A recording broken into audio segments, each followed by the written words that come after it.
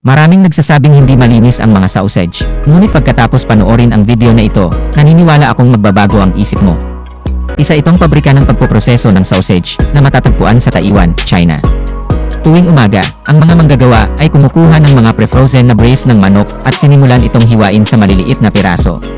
Kailangan ganap silang tumutok sa prosesong ito dahil kung hindi sila mag-iingat, baka maputol ang buong braso nila kasama ng manok.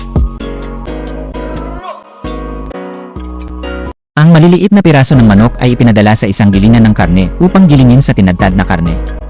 Susunod, ang tinadtad na karne ay inilalagay sa isang panghalo. Habang gumagana ang mixer, ang mga manggagawa ay mabilis na nagdaragdag ng pampalasa tulad ng puting paminta na pulbos at sili, kasama ng kaunting starch at harina upang matulungan ang mga sausage na magkadikit ng mas mabuti. Kapag ang timpla ay mahusay na pinaghalo, oras na upang ma-face ang manok. Ang mga plastic bag ay inilalagay sa makina, at sa pagtakbo ng makina sa mataas na bilis, ang chicken face ay otomatikong nakakahong at selyado. Sa loob lamang ng ilang segundo, 3,000 sausage ang nagagawa.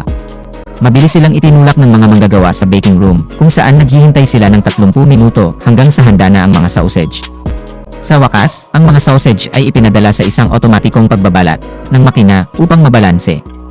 Ang mga binalatan na sausage ay iluluwa sa mga basket, nakahawig ng mga barya na inihanda ng maaga ng mga manggagawa.